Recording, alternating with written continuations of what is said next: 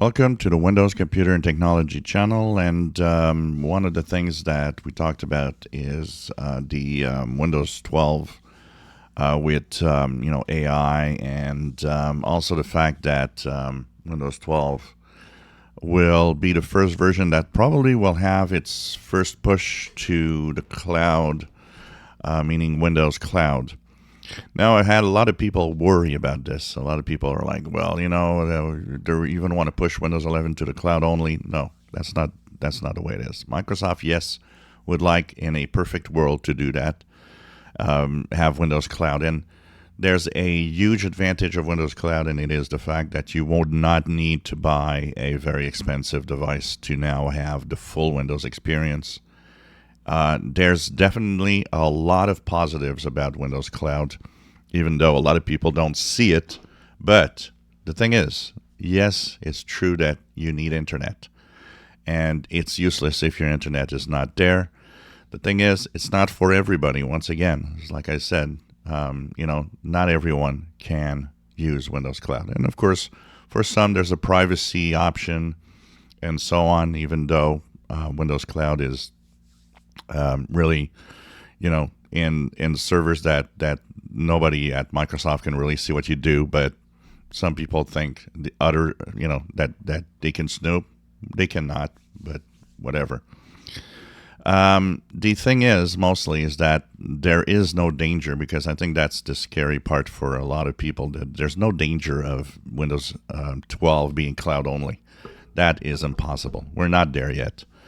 And I don't see that happening for a while. It will slowly creep in, because I've seen a lot of people like, well, I hope it doesn't work. It will slowly creep in. It's already there. We already know that there's a percentage of businesses that actually are using only terminals that connect to a cloud Windows. There are quite a few businesses that are already using that. And for business, of course, it's logical, because for business, it's already, they're paying anyways a monthly or yearly fee for Windows usage. So you know what, for big businesses, that is even better, because you don't need expensive equipment to have the full experience. You don't have to buy powerful PCs anymore that runs Windows in each machine. So for business, it's definitely something that will probably be dominant at some point. For the consumer, it's a very different picture. The consumer, will always have quite a few people that will want to have a experience that will be with the PC, within their PC, and offline also. If you're not connected all the time, you definitely need your own Windows. So I think it's not to worry.